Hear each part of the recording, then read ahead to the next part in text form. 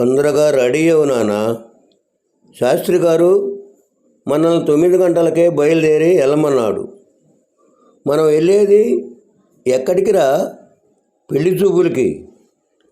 అమ్మాయి తరపు వారి ముందు పెళ్లి కొడుకు తండ్రి అంటే ఎలా ఉండాలి? దర్జాగా, టీవీగా, రాజస్వంగా ఉట్టి పడాలి.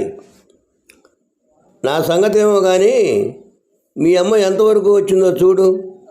కోడల కంటే అందంగా కనిపించాలని ఆతృతతో ఉన్నందం చెడగొట్టుకొని గంటలు రెడీ అవుతూ ఉంటుంది. అమ్మ ఎప్పుడో రెడీ అయింది. నాన్న నీదే లేటు. అవునా? అంతేలే. ఎంతైనా కోడలు కోసమంటే అత్తలు ముందుంటారు. పెళ్ళయి కోడలు వచ్చిన దగ్గర నుంచి వాళ్ళ మీద పెత్తనం చెలాయించాలి కదా. ఇంట్లో మీ అమ్మ పెత్తనం అని మనం వెళ్ళి కూర్చున్న 10 నిమిషాలకే అందరికీ అర్థమైపోతుంది. అందుకే మనం ఇప్పటి వరకు చూసిన 3 సంబంధాల వాళ్ళు మళ్ళీ కబురు చేస్తామని చెప్పి అడ్రస్ లేకుండా పారిపోయారు. మీ అమ్మను కొంచెం నిదానంగా ఆలోచించి మాట్లాడమని చెప్పరా. మీరు పొద్దున్నే లేచిన దగ్గర నుంచి ఏదో విషయంలో నన్ను ఆడిపోసుకుందే మీకు రోజు గడవదుగా. నేను మీ కంటికి ఒక గయ్యాలి గంపలా కనిపిస్తున్నానా? నా కొడుకు మీద ప్రేమతో వాడి జీవితంలో బాగుండాలని అమ్మాయితో, అమ్మాయి వాళ్ళ తరపు వాళ్ళతో ఉన్నది ఉన్నట్టు మాట్లాడుతున్నా. అది తప్ప? అది ప్రేమ కాదు, నీ అతి ఉత్సాహం, మూర్ఖత్వం. మొదటిసారి పెళ్లి చూపుల్లో మనం చూసిన అమ్మాయిని నీకు వంట చేయటం వచ్చా అని అడిగావు. ఆ అమ్మాయి రాదు, నేను నేర్చుకుంటాను అని అంది. వంట రానప్పుడు పెళ్లి చేసుకొని నా కొడుకుని తిండికి మొహం వాసేలా చేస్తావా అని అడిగావు. ఈ రోజుల్లో వంట నేర్చుకోవటం ఎంత పని. సరదాగా యూట్యూబ్లో చూసి కూడా వంటలు చేస్తున్న రోజులు నీకు తెలుసు కదా. నువ్వే అమ్మాయిని కొన్ని రోజులు నీ దగ్గర ఉంచుకొని నీ కూతుర్లు అన్నీ నేర్పి పంపవచ్చు కదా. ఇక రెండో పెళ్లి చూపుల్లో మనం చూసిన అమ్మాయిని ఏమడిగా? అమ్మాయి నువ్వు ఉద్యోగం చేస్తున్నావు అన్న పొగురుతో రేపు పెళ్ళయ్యాక నా కొడుకుని వంట చూడు, టీ పెట్టు, కాఫీ పెట్టు అని ఆర్డర్ వేస్తావా అని అడిగావు. ఆ మాటలకి ఆ అమ్మాయి ఎంత బాధపడిందో ఒకసారి ఆలోచించావా? మనం పెళ్లి చేసి 4 మంచి మాటలు చెప్పి పంపించటం వరకే మన పని. అక్కడ కాఫీ ఎవరు పెడుతున్నారు, టీ ఎవరు పెడుతున్నారు, ఇవని మనకెందుకు? మూడోసారి పెళ్లి చూపుల్లో మనం చూసిన అమ్మాయి తరపు వాళ్ళతో అయితే సరే. నీ మాటలకు వాళ్ళకి నవ్వాలో ఏడవాలో తెలియక బిక్కమొహం వేశారు. ఆ అమ్మాయి వాళ్ళ నాన్న నాతో సరదాగా లేక ఇంకులు కాబోతున్నాం సనువుతోనో మీ అబ్బాయిని ఇల్లరికం పంపిస్తారా అని అడిగాడు.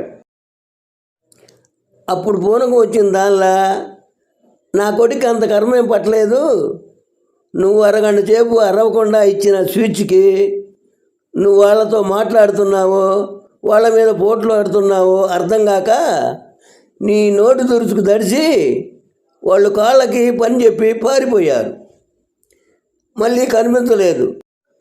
ఫోన్ చేస్తే మీకు ఓ దండం, మీ సంబంధానికి ఓ దండం, మమ్మల్ని వదిలేయండి సార్ అని చెప్పారు. మనం జాగ్రత్తలో ఉండాలి. అసలే ఇది స్టార్ట్ ఫోన్ల కాలం.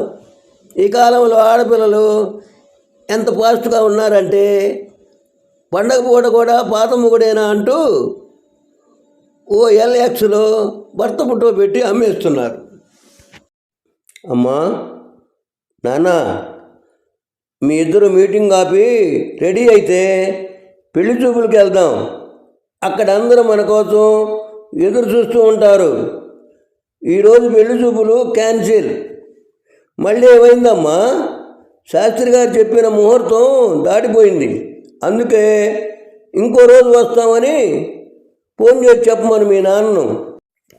ప్లీజ్ అమ్మా, వాళ్ళంతా రెడీ చేసుకున్న తర్వాత మనం ఇలా చేయటం బాగుండదు. అవును, అబ్బాయి చెప్పింది నిజమే, పద వెళ్దాం. నీ చేదస్తంతో ఇది కూడా చెడగొట్టకు. ఇప్పటికే వాడికి 35 సంవత్సరాలు కాబట్టి ఇంకో సంవత్సరం అయితే పెళ్ళి కాదు కదా, పెళ్లి చూపులు కూడా ఎవరూ రారు. అసలే ఆడపిల్లలకు డిమాండ్ ఎక్కువైపోయింది. రాను రాను నీలాంటి అతన్ని నుంచోబెట్టి ఇంటర్వ్యూ చేసి సెలెక్ట్ చేసే రోజులు వచ్చేస్తున్నాయి. నీ ఇతంతు వాదన ఆపి ఇక పద వెళ్దాం. మీరు వెళ్ళిరండి, నేను నా కొడుకు రాను. ఏరా, నువ్వు కూడానా? నాన్న, నువ్వు కారు దగ్గర ఉండు, అమ్మని తీసుకొస్తా. ముగ్గురు కలిసి కారులో బయలుదేరారు. సగం దూరం వెళ్ళేసరికి సడన్గా కార్ టైర్ పంచర్ అయింది. ఇక చేసేది ఏమీ లేక లేట్ అవుతుందని షేర్ ఆటోలో అమ్మాయి వాళ్ళ ఇంటికి వెళ్ళారు.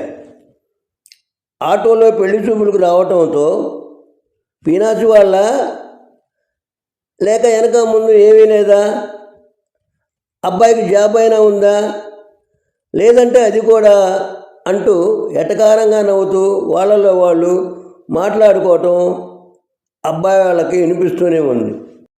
ఈ సంబంధం కూడా పోగొట్టుకోవటం వాళ్ళకి ఇష్టం లేదు. ఎలాగైతే ఈ సంబంధం ఖాయమైంది. అమ్మాయి గుణగణాలు బాగా నచ్చాయి. అందుకే వెంటనే తాంబూలాలు మార్చుకున్నారు. తర్వాత ముగ్గురు బయటకు వచ్చు ఎక్కడైనా పెళ్లి చూపులంటే అమ్మాయి అబ్బాయి ఏకాంతంగా మాట్లాడుకుంటారు.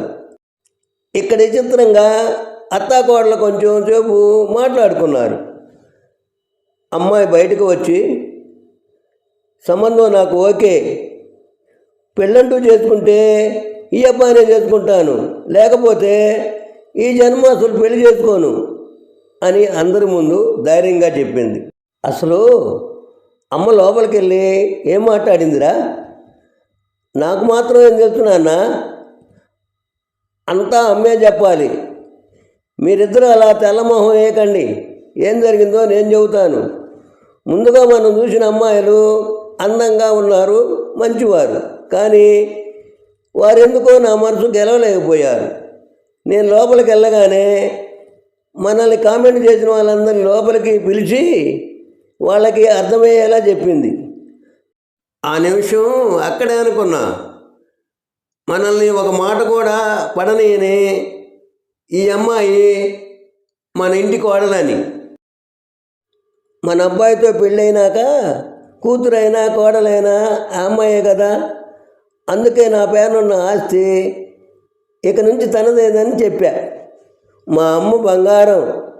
అయితే అమ్మ కొడుకులు గెలిచారు. మీ మాటే నా మాట.